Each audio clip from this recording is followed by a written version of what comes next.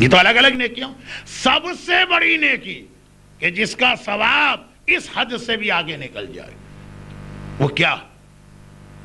پیغمبر کی وہ حدیث، اے علی تیرے فضائل ایسے ہیں.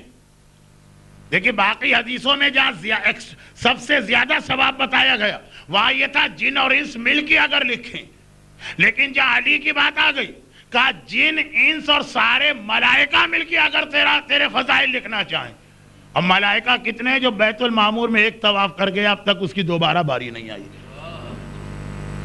لیکن خالی فضائل ہی نہیں، جو علی کے فضائل کے نشر اور علی کے پیغام کو پھیلانے میں ایک درہم دیتا اسے بھی اتنا ثواب ملتا کہ جن انس اور ملائکہ مل کے بھی یہ ثواب لکھنا چاہیں تو نہیں لکھ سکتے. یہ شب معراج وہ اصول ملا ہے کہ کم سے کم 10 اور زیادہ سے زیادہ اتنا ثواب ملتا ہے کچھ نیکیوں پر.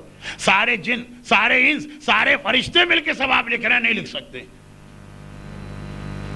اور وہ ثواب اس صف ازا کی خدمت کرنے والوں کو بھی ملتا ہے. کون سی صف ازا؟ جس کے لیے ایک جملہ یہ آیا تھا کہ خانہ کعبہ تو جس نے بنایا وہ ابراہیم تھے، صف ازا کو جس نے بچھایا اس کا نام فاطمہ زہرا اور زینب کبریٰ تھی. اس کی مدد کرنے والا ان کا مددگار ہے. اگر آپ کو اپنے آقا سجاد کا مددگار بننا اور اپنی شہزادی شریکت الحسین زینب کا مددگار بننا، اور وہ خدیجہ طاہرہ کی بیٹی جو خدیجہ کا ذکر آسمانوں پہ ہوتا ہے، کیوں ہوتا؟ اس لیے کہ پیغمبر کی بیوی ہیں تو بیویاں تو اور بھی ہیں، یعنی جو صحیح بیویاں بھی ام سلمہ.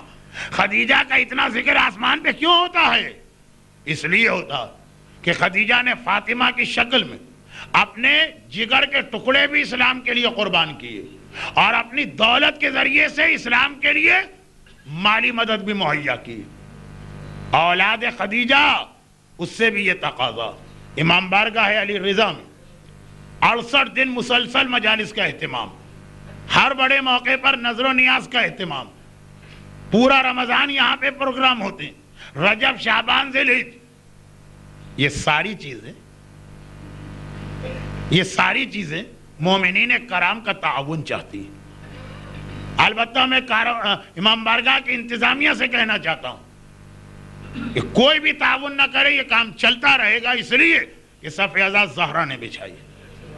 جو تعاون کرتے ہیں وہ دراصل خود اپنے لیے برکتیں، رحمتیں اور نعمتیں خریدتے ہیں. وہ خود اپنے لیے ایک درہم پر اتنا ثواب لیتے ہیں کہ جس ثواب کو جن، انس اور ملائکہ مل کے بھی نہیں لکھ سکتے.